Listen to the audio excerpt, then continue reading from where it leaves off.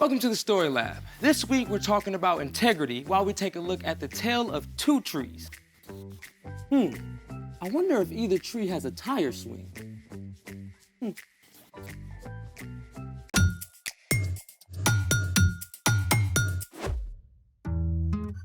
Hey, I'm Carter. And I'm Zeke. We're talking about integrity, which is choosing to be truthful in whatever you say and do. So what's up with the tire? My dad got a flat tire. See the nail right here? I mean, we can try to... Pull it. Want some help? It's like Excalibur. That's not coming out. What's it doing in here? I figured we can use it for something. Tire swing. Dog bed. Workout equipment. Come on, you can do it. I don't think I can do it. You got it. Getting ripped. Our guest today knows his way around a tire. In fact, he's an expert on cars. Seriously? So cool. Yeah, his name is Mike, and he's a mechanic who lives in Ontario. Well, when do we get to meet him? Right now. Hi, Mike. We are so excited to have you on the show with us today. Hey guys, pleasure to be here. So we're gonna ask you a couple of questions today, Mike. But first, we know you're a mechanic, but... What does a mechanic actually do? Well, just like a doctor, takes care of the body and makes sure, you're healthy when you're sick, I'm kind of like a car doctor. I take care of cars and I make sure when they're not working well, I get them back up to speed. Okay, so how did you get interested in working with cars? Well, it kind of has started as a kid. I've always been interested in small motors and fixing and repairing things. And as a kid, I loved fixing bikes. How would you get started as a mechanic? Well, I actually started at a dealership when I first wanted to be a mechanic. I was fixing cars, but over time, they wanted us to, I felt the pressure to make repairs that really customers didn't really need and do things that, it's not really needed or the customer didn't really want it. So I just didn't feel comfortable that way. And I actually had somebody tell me that I had to be one person at the dealership and one person at home. And that wasn't okay with me. So I left and I went to a smaller shop. Here, I get to take care of the customers. I do exactly what they want and exactly what we say we're going to do. I do quality work and they're satisfied. So, Mike, we can see that you're kind of at a shop right now. So tell me about some of the things that you guys are working on right now. What type of cars? What are you doing to the inside? Just give me those details. We get to work on everything here at our shop, from small cars to trucks to lawnmowers. Right now, I'm working on this car sitting right here. The customer wants me to make sure that their car is working exactly as it should. So I will check things like here, this is the air filter, where I would make sure that the car's air filter is clean and the engine can breathe. And here, this is the dipstick, where the engine oil goes in. It's like the lifeblood of the engine. If it's not good, the engine will not work well. And also, the battery. This is a very essential part of the car. You have to make sure that the battery's in good working order and these connections are nice and tight. Because if they're not, the car may not even start at all. Can you talk more about what it takes to get a car to run really, really well? The best part of it all is you have to take care of what's on the inside. If you don't, eventually the car will break down and maybe not even work at all. So, Mike, we know you love working on cars, but we gotta ask, what is your favorite kind of car? Classic cars and hot rods. I absolutely love them. When I'm driving down the road with my kids, we make it a game to pick them out, point them out, check the colors, and really just love the sound of the old hot rods. These cars are awesome. Well, thank you so much, Mike. Your job is so awesome, and it was a pleasure talking to you today. Thanks, guys. Wow, it's like I've got a whole new perspective on what's inside. Speaking of which, it's time for... The story before the story. Today we're in the book of Luke. When God sent Jesus as a baby, angels announced his birth. But for most of his life, Jesus lived quietly and faithfully, loving God and loving others. Around the time Jesus was 30 years old, he came to the Jordan River. God's voice spoke from heaven. "You are my son, and I love you. I am very pleased with you," Soon after, Jesus began to travel from town to town, teaching and healing. He chose a group of friends to share life with him. In everything Jesus said and did, he showed people what God is like. And over, he pointed out that what's on the inside matters most to God. Which is where our story starts. Take it away. Hey everyone, I'm Brian. And in today's story, well, things are going to get a bit thorny. Jesus had just chosen his 12 closest friends to help in his work.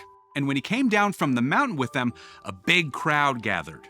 People had come from all over to hear him and be healed. Jesus did make many people well, but he knew that even more than their bodies, it was the people's hearts that needed help.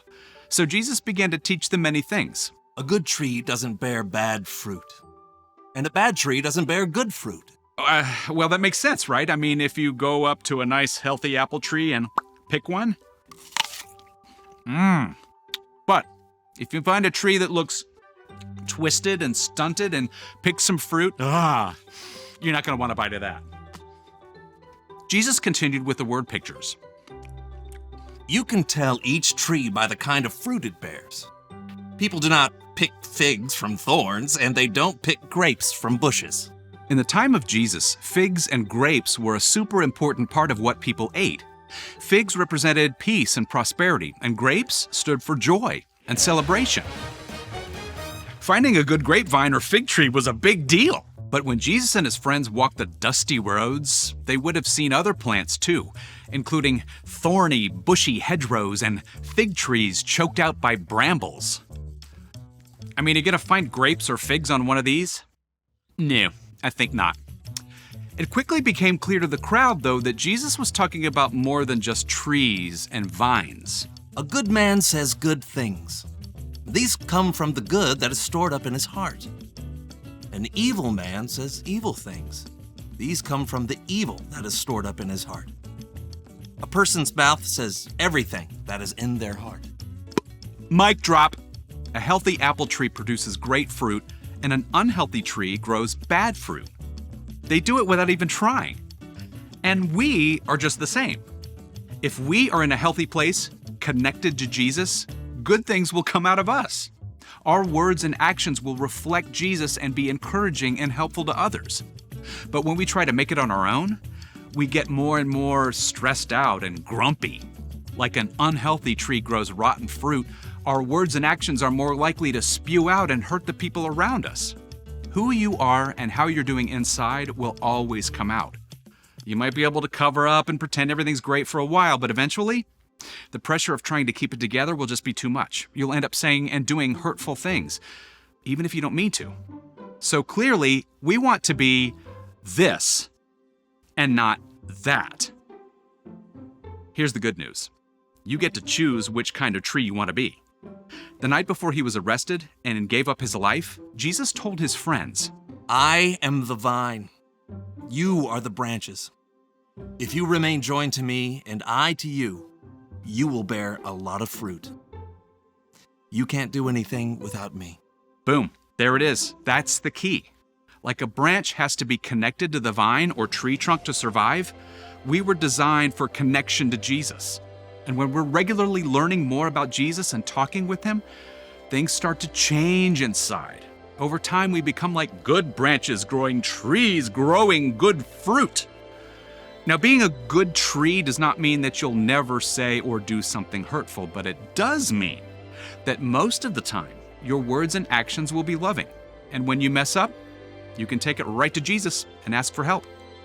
After all, you and every single person you meet are made in God's image. And when you follow Jesus, you can be confident that you will become a good tree, growing good fruit. The end. Okay, so if I were a tree, what would I grow? Maybe walnuts? Walnuts? Not a fruit. Yeah, but you're a little nutty. And you're a lot cheesy. The story, guys? Right. Well, whatever kind, I want to be a good tree. So what's our part in the story? Well, it starts with a choice. You don't live with integrity by accident. The journey begins by choosing to follow Jesus and then to stay connected to him. And there are lots of ways to do that. Oh, for sure. For one of the best ways is to read or listen to scripture about the things Jesus did and said. Love your enemies. Don't worry about tomorrow. Let your light shine before others. My grace is all you need. My power is strongest when you are weak. Yeah, and that's just a start. You can also spend time talking with Jesus in prayer, just like you'd talk with a friend. Yeah, and that means listening too. When you take time to be still, Jesus might give you a word or a feeling, or just a sense that he's there. Even when you get distracted or mess up, that's still a great opportunity to reconnect with Jesus. There is nothing you can do that will ever make him love you less. And when you stay connected to Jesus, you can be truthful with your whole life. Yep, you got it. See you next time. So, here's the thing. Be truthful with your whole life. And stay connected to Jesus. Kind of like how Mike showed us with making sure your car battery is properly connected. So, have you decided what to do with this tire? I'm going to use it as a planter. And grow some good fruit. Or veggies. Thanks for joining us in the Story Lab. See you next time. Wait, come back! Runaway tire!